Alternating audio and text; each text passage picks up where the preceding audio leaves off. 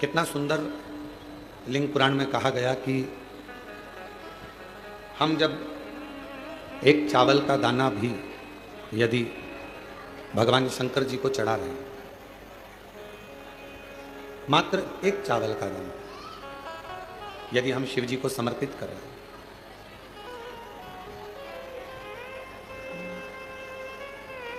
क्या कहकर समर्पित कर रहे हैं, क्या बोलकर समर्पित कर रहे हैं कि बाबा हमारा कुछ भी नहीं, तूने जो दिया है हम वो तुझे दे रहे हैं, तेरा तुझको अर्पण।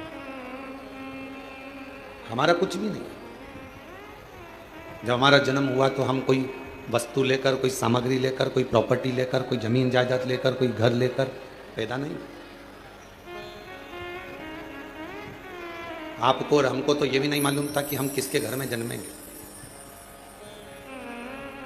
आपको और हमको तो ये भी नहीं मालूम था कि हमारा नाम क्या होगा, घर कहाँ होगा, मोहल्ला कौन सा होगा, शहर कौन सा होगा, जिला कौन सा होगा, प्रदेश कौन सा होगा।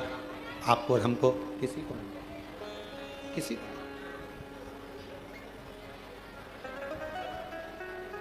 जब जन्म हो गया, जब जन्म ले लिया, जन्म लेने के बाद जब हमें थोड़ी सी सुध आई, बुद्धि आई, विवेक आया, तब हमें ज्ञात हुआ कि हमारा जन्म इस कुल में, इस घर में, इस जगह पर हुआ। एक फूल को नहीं मालूम होता कि वो सुबह टूटेगा, अर्थी पर जाएगा कि मंदिर में जाएगा। एक फूल को नहीं मालूम कि वो टूटने के बाद किसी के जूड़े में, गजरे में लगेगा, या वो फूल टूटने के बाद किसी की श्रद्धांजलि में जाएगा। फूल को यह नहीं मालूम कि यह पुष्प कहाँ और कब जाएगा, कैसे जाएगा। जैसे पुष्प को नहीं मालूम होता कि वो कहाँ, कब, किस जगह पर जाएगा, वैसे ही संसार में जन्म लेने वाले एक मानव को नहीं मालूम होता कि वो कहाँ, कब और कैसे जाएगा। पर कुछ पूर्व का अच्छा कर्म होता है, कोई पूर्व का किया हुआ अच्छा कार्य होता है, तो अच्छे कुल में, अच्छे घर में, अच्छे परिवार में और सनातन धर्म में और भारत माता की गोद में जन्म मिल जाता है। कोई पिछले जन्म के अच्छे कर्म मुझे बाबा तेरा, कोई पिछले जन्म के अच्छे कर्म मुझे बाबा तेरा साथ मिला। जहाँ सारी दुनिया झुकती है, जहाँ सारी दुनिया झुकती है, मुझे वो आली दरबार मिला, दरबार मिला।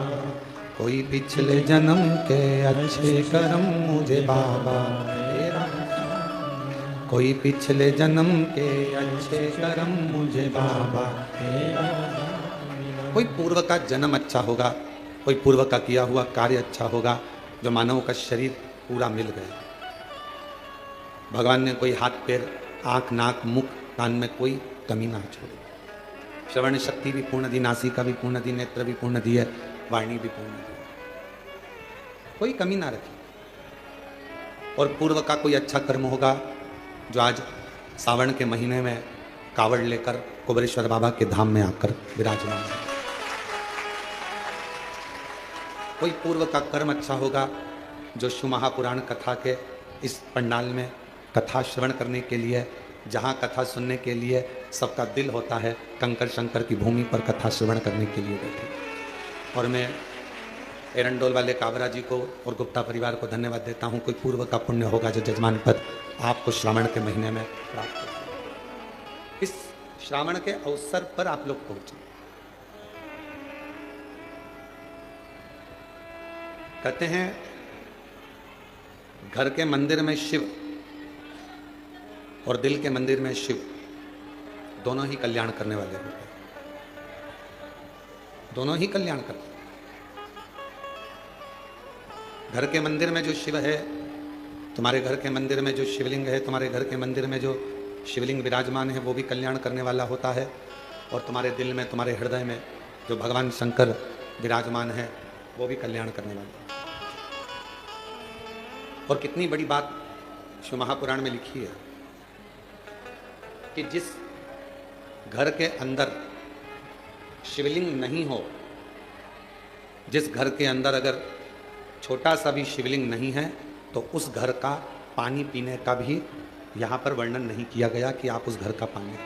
काबरा जी, लिंग पुराण में, शिव महापुराण में, स्कंद पुराण के काशी खंड में, अवंतिका खंड में, केदार खंड में, सब में वर्णन किया गया।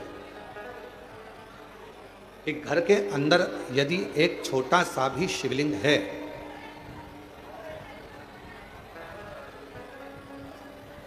घर के अंदर यदि एक छोटा सा भी शिवलिंग है, छोटा सा, और वो घर फिर किसी का भी हो, अगर छोटा सा शिवलिंग घर के अंदर है फिर वो घर किसी का भी हो, उस घर का जल स्वयं गंगा के जल के बराबर।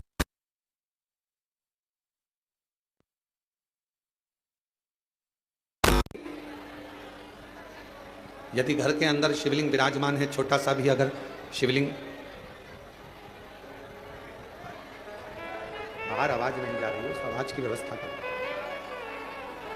घर के अंदर यदि छोटा सा भी शिवलिंग है और वो शिवलिंग आपके घर के अंदर है और आप अगर पूजन कर रहे हैं तो ठीक, पूजन नहीं कर रहे हैं तो ठीक, और घर के अंदर वो शिवलिंग अगर रखा भी है तो कहते हैं उस शिवलिंग के सामने से केवल प्रणाम कर कर, नमन कर कर यदि आप निकल कर चले जाते हो तो भी जिंदगी में कहीं अड़चन नहीं आती और काम सफल होता चला जाता है। और शंभु शरणे मांगू दुख का दया कर दर्शन आपो, शंभु शरणे परी मांगू घड़ी दुख का दया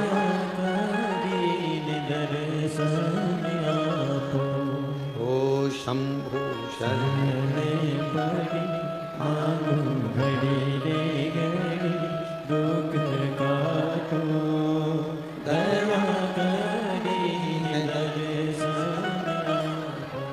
एक छोटा सा शिवलिंग घर के अंदर है तो वह हमारे जीवन में सुख ही सुख देता है, वो तकलीफ नहीं देता।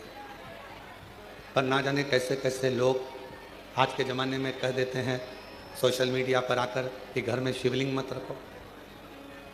और हम आपसे ये भी नहीं कह रहे कि आप हमारा कहना मानो, हम तो आपसे इतना कह रहे हैं कि गीता प्रेस गोरखपुर की स्कंद पुराण लेकर आओ, गीता प्रेस गोरखपुर की लिंग पुराण लेकर आओ, गीता प्रेस गोरखपुर की शिव महापुराण लेकर आओ, नर्मदा पुराण लेकर आओ, आप उसका अध्ययन करो।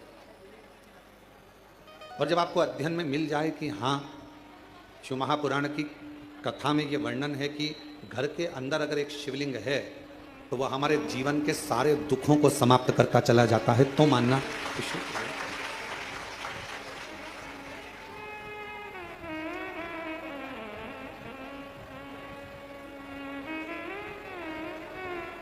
एक एक पुराण के एक एक शब्द का अध्ययन करो, पढ़ो, और नहीं पढ़ सकते तो फिर गुरु की वाणी पर भरोसा करो। अगर आप शिव पुराण को, लिंग पुराण को, नर्मदा पुराण को, स्कंद पुराण को नहीं पढ़ सकते तो फिर आप गुरु की वाणी पर विश्वास करो, गुरु की वाणी पर भरोसा करो।